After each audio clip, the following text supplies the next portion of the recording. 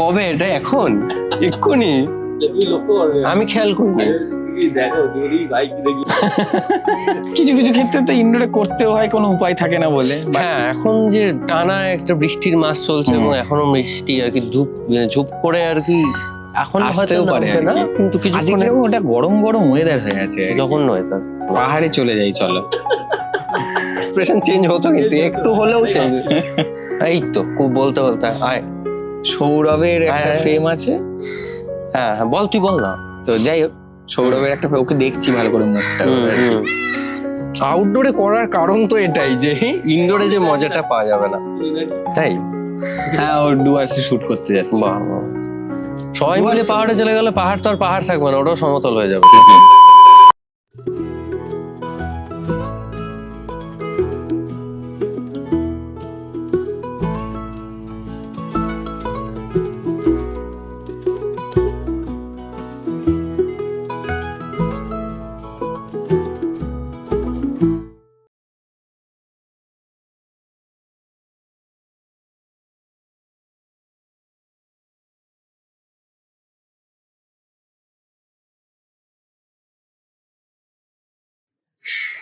এই যে আমরা লোকের বাড়ি বাড়ি গিয়ে বা লোকের এরিয়াতে গিয়ে শুট করছি, এটার একটা বড় কারণ তো যে আমাদের কাছে নিজস্ব কোনো স্টুডিও নেই।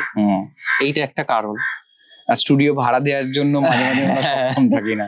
মানে হ্যাঁ, প্রতিটা এপিসোড করার জন্য যদি স্টুডিও ভাড়া দিতে হয় তাহলে আর কি প্রোডাকশন তুলে দিতে হবে, মানে কাজই করতে পারবো না। কিন্তু কোথাও কি মনে হয়েছে যে নিজের একটা স্টুডিও হলে ভালো হতো, সেইখানে কথাবার্তা গুলো আরো ডিটেলে গিয়ে আরো ডিপে ঢুকে কথাবার্তা বলতে পারবো, নাকি যা চলছে এটাই বেশি ভালো বলে মনে হয়? আমার তো এটাই মনে হয়েছে, কারণ আমি তো এটাকেই চেয়েছিলাম করতে আর কি। তো ব্যাপারটা হচ্ছে যে দেখো, ডিপে ঢোকার জন্য না, মানে ওই বললাম যে দুটো মানুষ কিরম ভাবে কথা বলছে, ওইখান থেকে হয়তো প্রথমের কিছুটা পোর্শন যদি ফেলে দিই যে খুব ভালো ডিটেলে হলো না, তারপর তো কিন্তু অটোমেটিকলি ডিটেলে ঢুকেছে ব্যাপারটা। তো সবসময় যে আমাকে সুন্দর লাইট করে বা এই করে, আমি একদিন অনুপের সাথে কথা বলছিলাম, অনুপ তখন আমি বলছিল দুদি আউটডোরেও জানিস তো এমন কোনো সিচুয়েশন থাকে যেখানে সুন্দর একটা লাইট করে কিন্তু আউটডোরেও শুট করা যায় আর কি। কিন্তু এই যে ও তো বলতে বলতে বলছি, দেখ এই যে তোদের ন্যাচারাল ব্যাপারটা, যে একটা নর্মাল তোরা হয়তো একটা কোয়ালিটিটা, মানে যে ক্যামেরা অনুযায়ী আমি তো চাইলে ফোনেও শুট করতে পারতাম, কারণ আমার সেই রকম সেটা নয়, কিন্তু কোয়ালিটিটা তোরা একটা মেনটেন করার চেষ্টা করেছিস। কিন্তু এই যে মানে আমরা একটা খুব একটা মানে কি বল আত্মিক ব্যাপার আর কি, দুজনের মধ্যে সুন্দর বসে আমরা ইনফ্যাক্ট এখনই ব্যাপারটা ভাবো না, আমরা গঙ্গার ঘাটে বসে আছি, আমরা গল্প করছি, সেটা কোনো না কোনো ভাবে রেকর্ড হচ্ছে আর কি। এবার সেখানে হয়তো এরকম হতে পারে, অনেকে এরকম কথা হচ্ছে, সেগুলো হয়তো আমাদের এডিট করে বাদ দিতে হবে, তারপরে ফাইনাল একটা কিছু দাঁড় করাতে হবে। হ্যাঁ, মানে টেকনোলজির সুবিধার্থে এখন এইটা যে খুব সুবিধার যে পোর্টেবল হয়ে গেছে সবকিছু, এবং জাস্ট একটা রেকর্ডার আটকানো আছে এবং সেটা যথেষ্ট একটা ক্লিন সাউন্ড ইয়ে করতে পারছে, কিন্তু এটা বেসিক হয়ে গেছে এখন। আর আউটডোরে শুট করার একটা তো সুবিধা আছে যে সত্যি আমরা এরকমই চেয়েছিলাম, যাতে মনে হবে যে দুটো চরিত্র কথা বলছে এবং দুটো চরিত্র যেন একটা স্পেস থেকে উঠে এসেছে। একদমই তাই, একদমই তাই। একটা তো মানে রিয়েলিটির যে ইনডোরে করলে বা কোনো স্টুডিওতে করলে যেটা হয় যে নন ফিকশন ব্যাপারটা খুব চোখে আঙুল দিয়ে দেখানোর মতো করে ফুটে ওঠে, সেই জিনিসটা আমরা চাইনি। আমি পার্সোনালি চাইনি আর কি, যে আমি চেয়েছিলাম যে মানে জানি পডকাস্ট করছি, লোকেও বুঝতে পারবে পডকাস্ট করছি, কিন্তু চিরাচরিত যেরকম ভাবে পডকাস্ট হয় সেই প্রথাটা ভেঙে যদি এক্সপেরিমেন্ট করা যায় কেমন লাগে আর কি। আগেও হয়েছে এক্সপেরিমেন্ট আর কি, আমরাই প্রথম সেটা বলছি না, কিন্তু কারণ কি হয় যে যেহেতু সিনেমা স্টুডেন্ট, তুইও সিনেমা ওয়ার্ল্ড সিনেমা প্রচুর দেখেছি আমরা, ওই এত অব্দি ফ্রেম এবং দুটো ক্যারেক্টার, হ্যাঁ, আর ওইটুকু ফোন, এইটা করলে কোথাও একটা দমবন্ধ পরিবেশের সৃষ্টি হয়। তার থেকে এনিথিং ক্যান হ্যাপেন, একটা কুকুর চলে আসতে পারে, একজন কাকিমা এসে এখান থেকে জল তুলতে পারেন, একজন ছোট একটা মূর্তি এখানে বিসর্জন দিতে পারে, বা যে কোনো পরিস্থিতিতে কেউ এসে এইভাবেও আমাদের ক্যামেরার দিকে তাকিয়েছে। সিনেমার ক্ষেত্রে হলে এটা কিন্তু মানে খুব একটা ডিস্টারবেন্স তৈরি করতো, কিন্তু যেহেতু নন ফিকশন সেই কারণে সেটা হয়তো একটা মানে বিউটি তৈরি হচ্ছে আর কি। আমাদের তো মনে হয় যে বিউটি তৈরি হচ্ছে, এবার লোক সেভাবে, কিছু দর্শক হয়তো ভালোভাবে নেবেন, কিছু দর্শকের ভালো লাগবে না, এবার যারা পড়ে থাকবে তারাই আমাদের দর্শক। তো এটার আমারও মনে হয় যে এটা একটা বড় কারণ যে কেন ইনডোর চুজ না করে আউটডোর চুজ করা। তবে হ্যাঁ, কিছু অসুবিধাও আছে এইরকম যে আজকেই যেমন লোকেশন খুঁজতে খুঁজতে আধ ঘন্টা পেরিয়ে গেল, সেখানেই যদি একটা মানে স্পেসিফিক লোকেশন থাকতো যেটা আমাদের কন্ট্রোলে, যেখানে লাইট কন্ট্রোলে, যেখানে এসি কন্ট্রোলে আর কি, অনেক হয়তো আরামের হতো। অনেক এটাও ঠিক যে ইন্টারাপ্টহীন ভাবে আমরা অনেক বেশি কনভার্স করতে পারতাম, সেইখানে আরো বেশি ডিপে হয়তো ঢোকা যেত। হ্যাঁ, বাইরেও আলোচনাতে ডিপে ঢোকা যায়, কিন্তু সেখানে ইন্টারফারেন্স বিভিন্ন রকম ভাবে হয়, ক্যাকোফোনি, হর্ন, সাউন্ড পলিউশন, অনেক রকম ভাবে। হঠাৎ করে যদি বৃষ্টি নামে, এখন আমাদের তো প্যাক করে বেরিয়ে যেতে হবে, তো এই অসুবিধাগুলো আছে। কিন্তু ওই আর কি, লিমিটেশন থাকলে আবার সেটার মধ্যে কাজ করার চ্যালেঞ্জও বাড়ে, সেটা অন্যরকম একটা আনন্দ দেয়। এইটা গেল একটা প্রশ্ন বা একটা দিক। আরেকটা হচ্ছে যে আমরা মানে আমি এখনো অব্দি ওইভাবে শর্ট ফিল্ম বানাইনি বা কোনো ফিল্ম বানাইনি, কিন্তু মানে আমাদের যে চেনা পরিচিত সার্কেল, সেখানে প্রত্যেকেই প্রায় শর্ট ফিল্ম বানিয়েছে বা বানায়, এবং ফিচারও তারা ট্রাই করছে আর কি। তো কেন এটা কখনো ভেবেছিস যে কেন সিনেমা বানাতে বানাতে আমরা হঠাৎ করে পডকাস্টের দিকে ঝুঁকলাম? হ্যাঁ, এটা তো সেটা বলতে গেলে আমাকে একটা খুব পুরনো কথা বলতে হয় আর কি। হ্যাঁ বল। আমি পডকাস্ট তখন বুঝতাম না, আমি তখন অনেকটাই ছোট আর কি। তখন কলেজে এই স্কুলে আর কি থিয়েটার করছি, মানে আমাদের স্কুলে কোনো সাংস্কৃতিক অনুষ্ঠান হলে আমার তরফ থেকে, মানে আমাদের তরফ থেকে একটা থিয়েটার করা হতো আর কি। মানে যেটা হয়েছে কি যে আমাদের চলাকালীন আমাররা যখন শুরু করেছে তখনই থিয়েটারটা এনেছিল, তার আগে শুধু গান আর নাচই হতো। আচ্ছা। তো সব বন্ধুরা আমরা উদ্যোগ নিয়ে করেছিলাম। তখন যেহেতু করতাম, তখন না লোকজনের কথা শুনতে খুব ভালো লাগতো আর কি। তখন মানে আমাদের একজন ম্যাডাম ছিলেন বাংলার, এই কিছুদিন আগে ওনার সাথে দেখা করতেও গেছিলাম। আমাদের যেদিনকে প্রথম এপিসোড সেদিনকেই আমি ওনার সাথে দেখা করেছিলাম। তো ওই ওনার সাথে গল্প করতাম। ওনার হাজবেন্ড, উনিও আমাদের একজন টিচার ছিলেন। এবার ওনারা খুব প্রিয় মানুষ ছিলেন বলে ওনাদের সাথে প্রচুর আড্ডা মারতাম। আড্ডা, এইরকম আড্ডা আর কি। আড্ডা মানে তার মধ্যে কি বলছি ভেবে বলছি, এরকম হতে পারে যে একটা হয়তো ভুল প্রশ্ন করে ফেলেছি বা ভুল জিনিস জিজ্ঞেস করে, সেটাকেও তারা খুব মার্জিত ভাবে সুন্দর করে অ্যান্সার করলো এবং একটা আড্ডার জিনিসটাকে ঘাঁটলাম না। এবং আমার আরেকজনের কথা মনে আছে, সেটা হচ্ছে যে আমার মা যে স্কুলে পড়ান সেখানের একজন কালিগ আছে, আমি মাসিই বলি কারণ মা নিজের দিদির মতনই দেখেন। তো ওই যে ওনার উপরেও না এরকম ওনার সাথে আর কি খুব সময় কাটাতে বা আড্ডা মারতে উনি অসাধারণ আলপনা দিতেন। ধরো এই আলপনাটা বার করছেন, আমি পাশে বসে, এইটা সবসময় ইমাজিনেশনে আসতো আর কি। তো যাই হোক, এবার ওইটা তখন তো আর ওই ছোটবেলায় সম্ভব হয়নি। তারপরে যখন একদিন যে এইটাও নিয়েও কাজ করব, এটা মনে রাখা, এটা মাথায় নিয়ে রাখা, সেই জায়গা থেকে দাঁড়িয়ে মনে হয়েছিল যে হ্যাঁ, সিনেমা তো করছি নিজের মতো করে। তার সঙ্গে সঙ্গে যদি ওই বললাম একদম আনকোড়া মানুষজন যারা ইন্ডিপেন্ডেন্ট ভাবে কোথাও গিয়েও সাকসেসফুল, দেখো সাকসেসফুল অ্যাকচুয়ালি রবীন্দ্রনাথ নয় হিসেব মতো ভাবতে গেলে। কারণ রবীন্দ্রনাথকে যদি জিজ্ঞেস করা, তাহলে আমি তো এমন একটা জিনিস লিখতেই পারলাম না যেটা হয়তো আমি মানে যেটাকে আমি এন্ড হিসাবে ধরেছি। কারণ এন্ড কারণ নেই, তাই না সাকসেসফুল বলে হয় না কিছু আর কি। হয়তো সে একটা সিঁড়িতে উঠে মানে আমার পরিমিতিটা চেঞ্জ হয়। হ্যাঁ, আমার যে দাদা আর কি, আমি যাকে খুব পছন্দ করি, বা ও আমাকে সবসময় বলতো যে ও হয়তো কারোর থেকে শিখেছে এটা, যে একটা সমুদ্রে আমরা দাঁড়িয়ে রয়েছি, তুই এখন শুরু করছিস বলে তুই হয়তো বালি কুড়োচ্ছিস আর কি, আমি হয়তো একটু সাঁতরে মাঝপথে গেছি। আমি তখন জিজ্ঞেস করলে এই লোকটা বলছে রবীন্দ্রনাথ ধরে নেয় ওই দিকের একটা ওই পারের দ্বীপে টিপে বসে আছে আর কি। তো এই হিসাবে ব্যাপারটাকে, হ্যাঁ ঠিকই তো, কথাটা তো খুব অযৌক্তিকর নয়। তো আমি ওই হিসাবে বলি সেও একটা সিঁড়ি, এবার ওই সিঁড়িতে ওঠারও তো তার একটা জার্নি আছে। অবশ্যই, ছোট জার্নি হোক বড় জার্নি হোক, যে কম বয়সী যাদেরকে দেখেছি তাদের ছোট জার্নি, বেশি বয়সের যাদেরকে দেখেছি তাদের বড় জার্নি, সেটাই শোনা। এটাই জার্নি থেকে মাথায় এলো যে তুই তো জানিসই যে আমি লিটনকে নিয়ে একটা ডকুমেন্টারি করছি, এবং জানি না সেটা আদৌ শেষ হবে কিনা বা কবে শেষ হবে, সেই চিন্তা নেই, দেখা যাক। এবার সেই কাজটা করতে করতে আমার মনে হয়েছে যে প্যারালালি কিছু একটা করতে হবে যেটা থেকে আমি রসদ পাই, অন্তত বাঁচার রসদ পাই, এবং আমার মানে ক্রিয়েটিভ ইনফ্লুয়েন্স বা ক্রিয়েটিভ চাহিদাটা আর কি বজায় থাকে, বা সেটার একটা গ্রোথ হতে থাকে। সেই কারণেই আরো লোক মানে সাধারণ লোকজনের সাথে কথাবার্তা বলা বা সাধারণ লোকজনের জীবনে একটা ডুব দেওয়ার আর কি, সেটার ইচ্ছে থেকেই আমার মনে হয়েছিল যে এরকম যদি কিছু একটা করা যেতে পারে, এবং সেখান থেকেই আর কি তোকে আর মনোজকে বলা যে করলে কি কিরম হয় আর কি। এবং কারণ কি হয়, যেমন মাথাতে তো অনেক ধরনের আইডিয়াই থাকে, এবার যে কোনো মানুষের কাছেই তার আইডিয়া বা তার স্বপ্ন অনেক বেশি স্পেশাল, কিন্তু সেটা আলটিমেটলি দূর থেকে কিরম দেখাচ্ছে এটা অন্তত কাছের বন্ধুদের কাছে শেয়ার না করলে তো বোঝা যায় না, অন্তত ফার্স্ট ইমপ্রেশনের জন্য। সেখান থেকেই এই ব্যাপারটা। এবং হ্যাঁ, আমরা প্রত্যেকেই এরকম কিছু সিনেমা দেখেছি, এরকম কিছু শো দেখেছি যেটা আমাদের সাবকনসিয়াসে আছে জন্যই হয়তো সেইটার ইনফ্লুয়েন্সটা থেকে গেছে। সেই কারণেই স্টুডিওতে ব্যাপারটাকে বদ্ধ করে না রেখে এটা উন্মুক্ত নেচারের মাঝে খুলে দেওয়া। এবার হ্যাঁ, যেটা বললাম যে সব এপিসোডে আমরা সেটা অ্যাচিভ করতে পারিনি, কারণ আমাদের পরিসর, আমাদের স্পেস, আমাদের ইকোনমিক্যাল কন্ডিশন। সেটাও একটা হয়তো আড্ডা, মানে আমি যেটা ইনডোরেও করেছি সেটা একটা অন্যরকম আড্ডা, গুরুত্বপূর্ণ। হ্যাঁ, তাতে কথাগুলো ছোট হয়ে যায় না। এবার হ্যাঁ, বারবার ওই ইকোনমিক্যালের জায়গা আসছে যে, এবং ইউটিউবটাকেই কেন বেছে নিলাম। অবশ্যই কেন বেছে নিলে আর কি, মানে কারণ তাছাড়া কারণ হচ্ছে যে দেখো, সবাই যে রেসে দৌড়াচ্ছে সেটা তো কোনো না কোনো দিন একদিন তোমাকেও আমরা যখন শুরু করেছিলাম তখন কি আর মনে হয়েছিল যে কোনোদিন এই ইউটিউবের জন্য কাজ করবো? এই নাক ছিটকানো ব্যাপারটা আইডিয়াটাই তো আমার ছিল, অন্তত একটা নাক ছিটকানো ব্যাপার ছিল যে ইউটিউবে শুরু করব, কিভাবে আদতেই পারবো, বা আমি তো এই ধরনের কাজ পছন্দ করি না।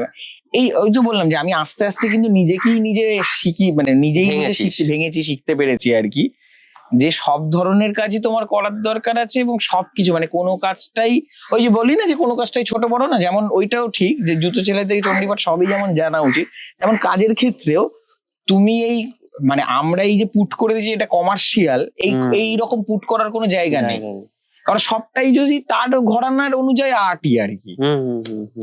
কেউ একটা তো ভেবেছে কষ্ট করে, সেটা তো সেই জায়গা থেকে দাঁড়িয়ে মনে হচ্ছিল যে ইউটিউবে যে এখন তো সবাই, তুমি ভাবো না আর্চনা পুরম সিং এতে তোমার কপিলে করছে, তার সঙ্গে ওরা এখন কিন্তু সবারই যে কোনো সেলিব্রিটি একটা চ্যানেল আছে, ফারা খান কি একটা করে এই রান্না নিয়ে, কি সুন্দর একটা কিন্তু একটা না একটা আছেই চ্যানেল নিজস্ব, করে যাচ্ছে। এটা মানে আধার কার্ড ভোটার কার্ডের মতো নিজের একটা ইউটিউব চ্যানেল।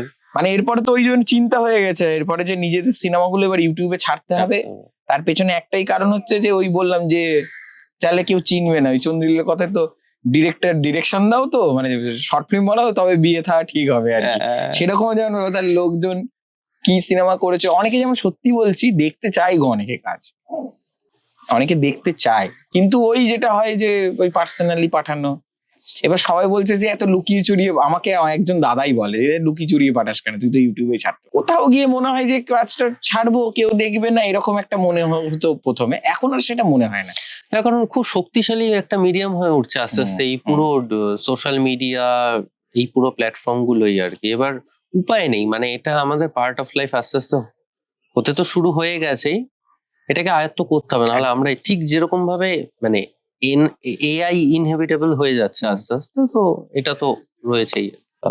লোকের অ্যাটেনশন স্প্যান কম, লোকের ধৈর্য কমে গেছে একদম, তো সুতরাং যত ভালোই যত এনরিচড আলোচনাই হোক না কেন, লোকজন বসে থেকে আর দেখবে না, বা দর্শককে টেনে নিয়ে যাওয়ার যে বাধ্যবাধকতাটা কারুর হাতেই নেই সেটা।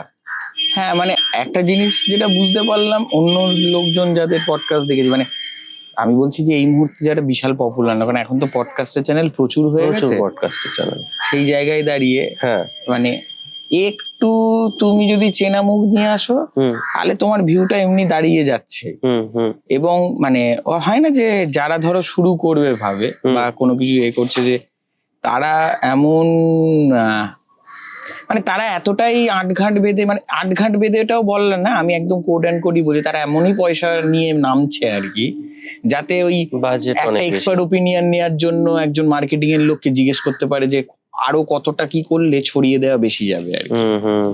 এবার সেই জায়গা থেকে যেটা আমার ইউটিউবের ক্ষেত্রে মনে হয়েছে, মানে যেরকম কমেন্ট দেখেছি বা কিছু বন্ধু বান্ধব বলছি না, অনেক অচেনা লোকজনও আছে, মানে অচেনা মানে একদম চিনি না সেটাও যেমন না, মানে ওগুলো আমার কাছে এক্সপেক্টেড নয় আর কি, যে তারাও মানে তারাও বলছে যে জিনিসটা দেখছি ভালো লাগছে, আচ্ছা, মানে পজিটিভ কমেন্টই। পজিটিভ কমেন্ট, হ্যাঁ হ্যাঁ। এবং বলছে যে একটু অন্যরকম লাগছে। হুম হুম হুম হুম। এবার সেইখান থেকে একজন আমাকে বললো অঞ্জন দত্ত আর সব্যসাচীর যে ইন্টারভিউটা তখন যেরকম হ্যাঁ হতো, হ্যাঁ হ্যাঁ, যেটা যে হতো, জঙ্গলে গিয়ে গিয়ে বা কোনো ঘুরতে। একটা বাংলো বাড়িতে গেছে সেইখানে। তো বলছে যে এইটা ওরকম ফিল, মানে পুরোনোটাই একটু নতুন স্টাইলে ভাবা হচ্ছে।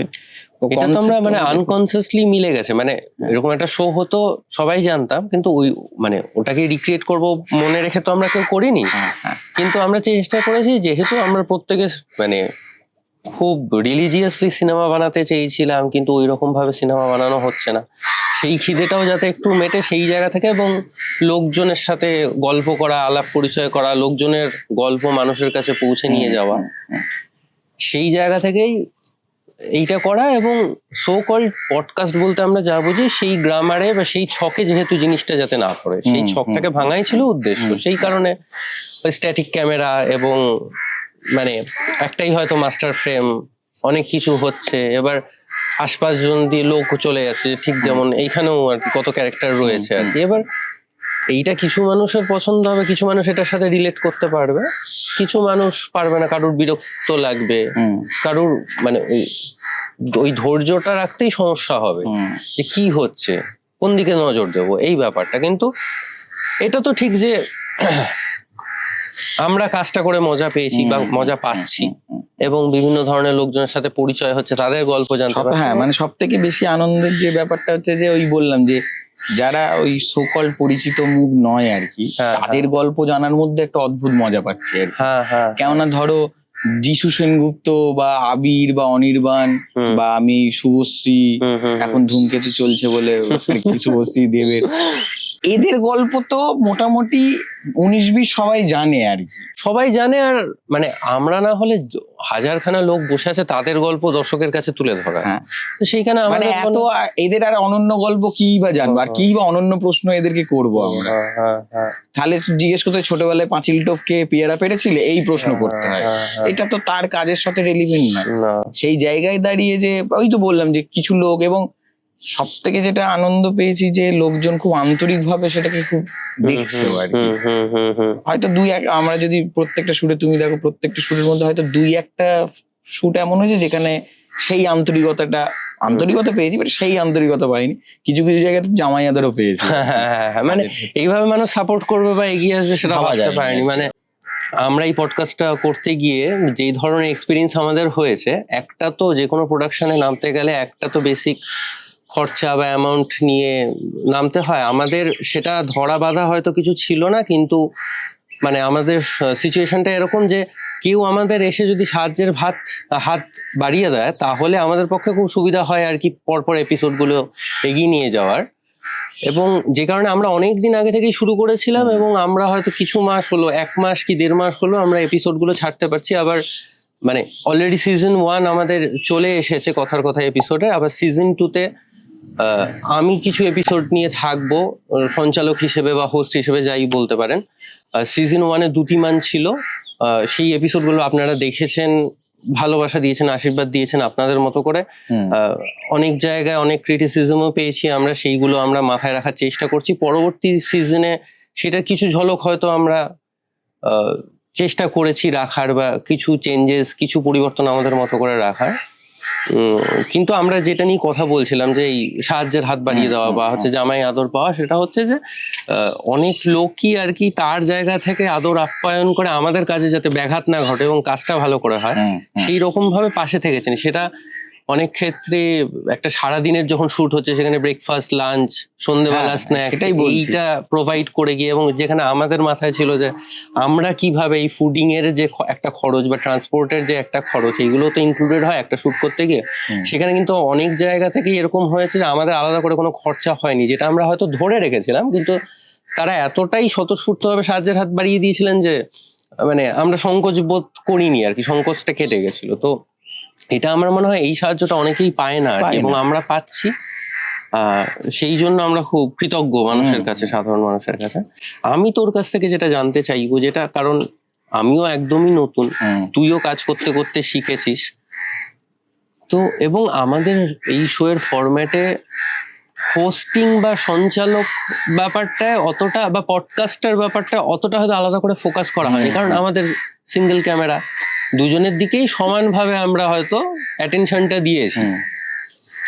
তোর কি ফিল হয়েছে, বা প্রথম ধর যে কোনো শুরুরই তো একটা শুরু থাকে, যে প্রথম যখন যেদিন যে শোটা বা যে এপিসোডটা শুট করেছিলি আর কি, কি ভেবে এগিয়েছিলি, হ্যাঁ, তারপর গিয়ে যখন শুরু করলি, রেকর্ড যখন শুরু হলো আর কি, যে যে প্রশ্নগুলো মাথায় ভেবেছিলি সেগুলো কতটা করতে পেরেছিস বা পারিস নি, এইটা নিয়ে একটু বল। প্রথম দিনের মানে আমি যখনই ভেবেছি যে এইটা নিয়ে কোনোদিন কথা যদি হয়, মানে এমনি আড্ডা, আজকে তো ভিডিও রেকর্ড হচ্ছে বলে, হ্যাঁ, কিন্তু আমার প্রথম দিনের ঘটনাটা মনে আছে, কারণ প্রথম দিন একদমই প্রিপেয়ার ছিলাম না আমি। প্রথম এপিসোড যখন, মানে যেদিনকে মেঘদার এপিসোডটা হচ্ছে, সব থেকে আশ্চর্য ব্যাপার হচ্ছে মানসিক ভাবে খুব ঘেঁটেছিলাম। তখন হয় না যে নানা রকম তখন সমস্যা চলছে, প্রশ্ন তো প্রিপেয়ার করিনি, একদম ওইখানে বসে, মানে তার আগে একটু হয়তো মেঘদার সাথে কথা বলেছিলাম, ওইখানে বসে যেটা মাথায় এসে সেই প্রশ্ন করেছি। এবং যেটা হয়েছে যে আমাকে অনেকে বলেছে যে বোঝা যাচ্ছে যে তুই একদম শুরু করছিস, এটা বোঝা যাচ্ছে ঠিকই, কিন্তু এটা আমার মনে হয়েছে, আমি হয়তো অনেকের সাথে আরো ডিটেলে আলোচনা করলে ব্যাপারটা হতো। আমি প্রথম দুটো ফ্রেমে প্রশ্ন যদি একটু মানে এ করে হিচকি তুলে বলিও, পরের গুলো আমার মনে হচ্ছে একটু সড়গড়ই হয়ে গেছে। তখন আবার ওই মেঘদার সাথে আড্ডা মারছি সেই ফ্লেভারটা আমি অবশ্যই প্রত্যেকটাতেই, যেটা প্রথমই বলো আর শেষই বলো, সবকটা এতে দেখলে মানে একদমই অচেনা হলো, তার সাথে আড্ডা মারার একটা ফ্লেভার ধরে রাখার চেষ্টা করেছি আর কি। এইটা মাথায় রাখতে হয়েছে আর কি যখনই শুরু। এবার আস্তে আস্তে কি হয়েছে যে যখন আমার অলরেডি থার্ড এপিসোড চলছে, তখন লোকজন বুঝেই গেছে যে ভাই জেনে গেছে। আর তারপরে থার্ড এপিসোড যখন চলছে, তখন প্রশ্ন মোটামুটি আমরা একটা নিজের মতো করে আমি আমার রেডি করছি, আরো ভাবনা চিন্তা করছি সেসব প্রশ্ন নিয়ে, মানে অপরাজিতদের এপিসোডটা বলছি। একটা ক্যামেরা কনসাসনেস বা স্টেজ ফিয়ার ব্যাপারটা হয়, আই থিঙ্ক ওইটা অতটাও কাজ করছে না, কারণ সেটা হয়তো সেলিব্রিটি হলে যে হতো, যে তার একটা অরা আছে, তার একটা পার্সোনালিটি আছে, ওইটা তো এমনিও ছাপিয়ে যাবে হ্যাঁ আমার পার্সোনালিটির থেকে। এবার সেটাকে কিভাবে ক্যাটার করব, সেইটাকে পাশে রেখে তাও পার্সোনালিটিটার মধ্যে থেকে মানুষ সত্তাটাকে কিভাবে বের করে আনবো, এই দায়িত্বগুলো থাকে। করছি যেহেতু খুব সাধারণ মানুষজনদের নিয়ে, আপাতত সিগনিফিক্যান্ট সাধারণ মানুষজনদের নিয়ে, সেই জন্য ওই চাপটা হয়তো মানে তোরও ছিল না। এখন ব্যাপারটা যে না, এবার উল্টো দিকের মানুষটা তোমাকে কিভাবে ট্রিট করছে সেটার উপর অনেক কিছু ডিপেন্ড করে, জানো তো। যেমন ধরো এই সমীর বাবু খুবই মানে আমাদের তুলনায় খুবই বড় মাপের একজন মানুষ, অবশ্যই যার প্রচুর কাজ আছে। হ্যাঁ, এবারে যেহেতু আর্ট ডিরেক্টর লোক মানুষটাকে বা আর্ট ডিরেকশনটাকে সেভাবে লোকে রেকগনাইজ করতে পারে না বলে সমীর বাবু সেভাবে পরিচিতি পায়নি, কিন্তু কাজ তো প্রচুর করেছে লোক। এবার আমরা যারা ধরো হয় না যে সেকশনের, যেমন মানে ধরো অয়েল পেন্টিং এর একজন সম্রাট আছে, তাকে আবার ধরো অয়েল পেন্টিং যে বোঝে সে খুব পাগলের মতো ভালো লাগে, হ্যাঁ গদগদ হয়ে যায়, কিন্তু আশেপাশে এটা কি এরকম একটা ব্যাপার থাকে। তো সমীর বাবুর ক্ষেত্রেও তাই। আমি যেহেতু নিজে আর্ট ডিরেকশন দিয়ে কাজকর্ম করা শুরু করেছিলাম নিজের মতো করে, সেই জায়গা থেকে সমীর বাবু আমার কাছে একটা খুব ইন্সপিরেশনের জায়গা। এবার সমীর বাবু ব্যাপারটা এতটাই সড়গড় করে দিয়েছিলেন যে উনি এতটাই আমার সাথে মানে মিশে, এবং উনি আমাকে প্রায় ছেলের মতো দেখেন, সেই জায়গাটা তৈরি করে দিয়েছিলেন। তো আমার কোথাও গিয়ে মনে হয়নি যে মানে সেই অসুবিধাটা আমার ফিল করিনি আমি। তোমার হয়তো প্রথম এপিসোডের জায়গায় হয়েছিল, একদম প্রথম এপিসোডটা নিলয়দা, তো তখন মানে কি হয় যে পরিচিত মানুষের সাথে আড্ডা মেরেছি আগেও বহুবার, কিন্তু ক্যামেরা বাটনটা অন হলেই যখন মনে হয় এইখান থেকে অনেকগুলো চোখ আর কি আমার দিকে তাকিয়ে আছে, সেই জায়গাটা থেকে প্রথম এপিসোডটা একটু জড়সড়, একটু জড়তা ছিল বলে আমার মনে হয়। একটা মানুষের সাথে আমি ধর 1 ঘন্টা 1.5 ঘন্টা ধরে কথা বলছি, হচ্ছে আস্তে আস্তে জড়তাটা কেটে যায়, আর খুব ইন্টেন্স আলোচনা হচ্ছে। কথা বলতে বলতেই একটা কথা থেকে আরেকটা কথায় ঢুকে গেলাম, সেখান থেকে আরেকটা কথায় ঢুকে গেলাম, সেই মানুষটা আবার আমাকে কিছু প্রশ্ন করলো, সেখান থেকে আমার একটা দিক বেরিয়ে এলো যেটা আমি হয়তো আগে কারোর সাথে শেয়ারও করি। সেইগুলো মানে কতটা ভিউজ আনলো সেটা জরুরি না, তার থেকেও যেটা বেশি জরুরি হয় যে সেটা একটা মানে ভেতর অব্দি পৌঁছে যায় আর কি, এবং দুজনের ক্ষেত্রে। কিন্তু আরেকটা জিনিস যেটা বলার ব্যাপার হচ্ছে যে যেহেতু আমরা শুটটা কনস্ট্যান্ট ডেইলি বেসিসে বা একদিন দুদিন ছাড়াও রাখছি না, অনেক সময় অনেকটা বড় গ্যাপ হয়ে যাচ্ছে, মানে তোমার এপিসোডের ক্ষেত্রে, আমার এপিসোডের ক্ষেত্রে একটু কম হয়েছে, কিন্তু তোমার এপিসোডের ক্ষেত্রে অনেকটা বড় গ্যাপ গেছে। সেই জায়গা থেকেও দাঁড়িয়ে বলবো, অমিতের এপিসোডটা যখন দেখেছি তখন কিন্তু হ্যাঁ, যেহেতু তুমি অমিতকে চেনো বা আমাদের মধ্যে একটা খুব বন্ধুত্বের সম্পর্ক, সেই জায়গা থেকে দাঁড়িয়ে যেমন খুবই মানে ইনফ্যাক্ট আমার কোনো কোনো জায়গায় মনে হয়েছে যে খুবই সুন্দর আড্ডার জায়গাটা ডেভেলপ হয়েছে আর কি। এবার ওইটার পরে যেহেতু গ্যাপটা অনেক দিন ছিল, তারপরে তুমি আবার আরেকজনের ইন্টারভিউ করতে গেছিলে, আমার কিন্তু সেই ইন্টারভিউটা যথেষ্ট ভালো লেগেছে। আমি যদি পুরোটা দেখিনি, আমি যেহেতু ফ্রেমে বসছিলাম, আমি বা ইনফ্যাক্ট অনুপের সাথেও কথা হচ্ছিল, আমরা কথা বলতে বলতে, যে ওইটা খুব মজা দিয়েছে। এবার দেখো এখানে আবার একটা ব্যাপার হচ্ছে যে সিনেমাটোগ্রাফারের দিক থেকেও দুটো আলাদা আলাদা মানুষ, অন্য অন্য মানুষ। কিছু এপিসোড মনোজ শুট করেছে, কিছু অনুপ শুট করেছে। যতই আমরা দুজনেই আমাদের খুবই কাছের মানুষ, বাট সেই জায়গা থেকে দাঁড়িয়ে যে এটা তো মানতেই হবে যে দুটো মানুষের শুটিং দেখার চোখের একটা পয়েন্ট অফ ভিউ আলাদা আলাদা থাকবে আর কি। সেই জায়গা থেকে দাঁড়িয়ে যে আবার একটা তুমি মানে তার পয়েন্ট অফ ভিউ থেকেও যখন সে ফ্রেমটা সেট করছে, তারপরেও সেটাকে একটু সাবলীল করে দেওয়া, সেটাও মাথায় একটা টেনশন থাকে আমার মনে হয়। কারণ আমার যখন শেষের দিকের এপিসোডটা শুট হয়েছে, অনুপ যখন করছে, তখন কিন্তু আমার মাথায় একটা অন্য জিনিস চলছে। কেন চলছিল এটা কিছুই না, আমি তাদের পার্সপেক্টিভ থেকে কিছুই ভাবছি না যে হ্যাঁ ঠিক আছে ও বন্ধু, ও কোন জায়গাটা দেখে কি একটা এ করবে, এটা কি রকম ভাবে, কারণ অনুপের সাথে আমার সম্পর্কটা সেরকম। কিন্তু কোনো না কোনো জায়গায় আমার মনে হয় যে হয়তো মনোজদা কিছু বলতে গিয়ে দেখ এটা কাট, তাহলে পরেরটাই করবো, এই দুটো চেঞ্জেস মনে হতে পারে। কিন্তু আদৈতেই কি ব্যাপারটা তাই হয়েছে তা তো হয়নি। ও যেমন কোনো এ করেনি, মনোজদাও তেমন, মানে একদম নর্মালি ব্যাপারটা হয়েছে, কিন্তু ওটা দেখবে নিজের মনে ওটা চলতে থাকে। আমি বুঝতে পারছি তুই কি বলছিস। তুই বলছিস যে আসলে তো একটা টিম, এবার প্রথমে একটা অন্যরকম টিম ছিল, এখন অন্য একটা রকম টিম। এবার একটা টিমের প্রত্যেকে মিলে যখন একটা ফিল্ডে যায়, সবাই মিলে যেহেতু ইনপুট দেওয়া হয়, এবার ইনপুট দেওয়ার ধরনগুলো আলাদা আলাদা, সবকিছু শেষে দেখা যায় যে কাজটা একই জায়গায় গিয়ে দাঁড়াচ্ছে কিনা, একই জায়গায় গিয়ে পৌঁছাচ্ছে কিনা, যেটা আমরা ডেলিভার করতে চেয়েছিলাম সেটা ডেলিভার করতে পেরেছিলাম, সেটা আমার মনে হয় আমরা পেরেছি, এখনো অব্দি পারছি। এবার এই বিষয়টাই এরকম যে প্রথমত আমরা যবে শুরু করেছিলাম প্রিপারেশন নেওয়া এবং শুট করা, তারপর তো একটা বিশাল বড় গ্যাপ ছিল, এবং এটা তো দর্শকদের পক্ষে বোঝার সম্ভব না যে কদিন আগে শুট হয়েছে বা কি, মানে কতদিন পর শুট হওয়ার পর এপিসোড গুলো আসছে। কিন্তু কিছু কিছু জিনিস আমার চুলের কন্টিনিউটি চেঞ্জ, ওটাই বলতে যাচ্ছিলাম, তোর বা আমার দুজনেরই চুলের ইয়ে দেখে এটা বোঝা যাবে। এই টাইমে আমরা দুজনে আমাদের মতো করে গ্রো করেছি, হ্যাঁ, দেখার পার্সপেক্টিভ চেঞ্জ হয়েছে, তো সেখান থেকে সেটা আমরা হয়তো বুঝেছি আমাদের পুরোনো এপিসোড গুলো দেখে। ইউটিউবে কাজ করতে এসে বা ইউটিউবের হয়ে কাজ করতে এসে একটা জিনিস আমি বুঝতে পেরেছি যে এইটা সম্পূর্ণ আলাদা একটা মার্কেট, এবং সিনেমার কনসেপ্ট বা যেভাবে সিনেমা আমরা ভাবি সেই রকম ভাবে পুরোপুরি ভাবলে হয়তো হবে না, কিন্তু এই দিকটাও একটু রাখতে চাই, যেহেতু সিনেমা ভালোবাসি আমরা প্রত্যেকে। আবার ইউটিউবের যে মার্কেটিং স্ট্র্যাটেজি বা ইউটিউবের যে দর্শকের টেস্ট, সেই জিনিসটাও একটু ট্যাপ ইন করতে চাইছি, যাতে অন্তত দেখুক। কারণ কাজ করে যাচ্ছি সেটা যদি দর্শকের কাছেই না পৌঁছায়, সেটা তো খুব বোকা বোকা হবে ব্যাপারটা। কিন্তু হ্যাঁ, নিজের আইডিওলজি, নিজের এথিক্স, এইগুলো ঠিকঠাক বজায় রেখে। আজকে তুমি একটা কোনো সিনেমা দেখে আমাকে ফোন করে বললে সিনেমাটা দেখেছি কি না দেখেছি, অত তুমি না ভেবে আমায় বললে দিদি এই সিনেমাটা পারলে দেখ, তার মানে কি তোমাকে তো আর ডিরেক্টর বা প্রডিউসারের জন্য আলাদা করে পে করছে না, স্বতঃস্ফূর্তভাবে সেটা বলছে। তার মানে তোমার ভেতর থেকে কোথাও গিয়ে তো আমি পডকাস্টের দিকটাতেও বুঝলাম যে বেশ কয়েকজন খুব স্বতঃস্ফূর্ত ভাবেই আমাদের জিনিসটাকে করেছে আর কি, শেয়ার করেছে, লোককে জানিয়েছে যে এরকম একটা কাজ দেখুন। হ্যাঁ, আমাকেও আমার জুনিয়র কিছু ভাইজন বলেছে যে খুব ভালো কাজ হচ্ছে দাদা, করে যাও। ফিল্ম স্টাডিজ এর কিছু বন্ধু বা হচ্ছে ফিল্ম স্কুলের কিছু লোকজন, তারা বলেছে যে লাগছে, অন্যরকম লাগছে বা মজা হচ্ছে, করে যা আর কি, কোনো অসুবিধা নেই। কিন্তু এবার হ্যাঁ, একটা যখন মনিটাইজেশনের ব্যাপার আসে বা একটা সময় তো যতটুকু আর কি নিজেদের মধ্যে থেকে ভিউ কম আর কি, হ্যাঁ সেটা সেই সব এবার দেখা যাক। সবে আমরা শুরু করেছি, একদমই নতুন, অনেক কিছু বদলাতে হয়।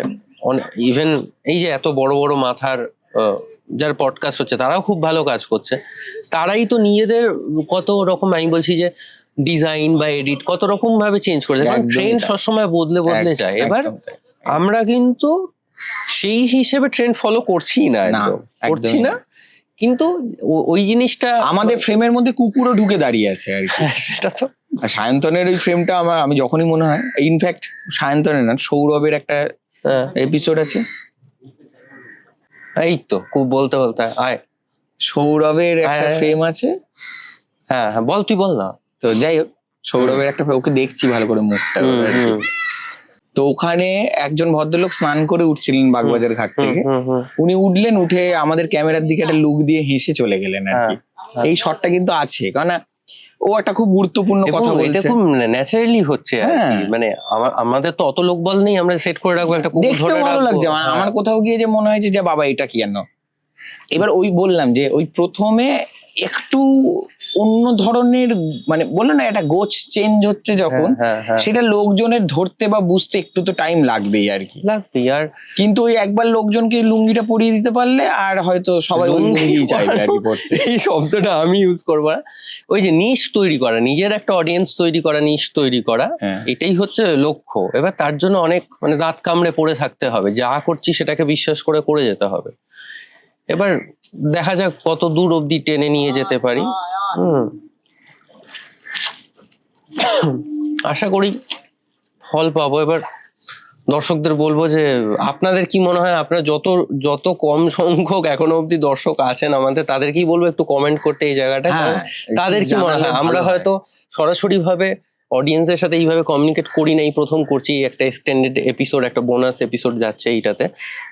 আমরা চাইবো একটু আপনারা কি ভাবছেন সেটা, মানে কি যতটা সত্যি হোক সত্যিটাই আর কি আমাদের সাথে সামনে যাতে আসে, সেটা প্লিজ করবেন, মানে অনেস্টলি মন্তব্য করবেন আর কি, কিরম লাগছে, কোথায় আরো ভালো হতে পারে, কি করলে আর একটু বেটার হতে পারে।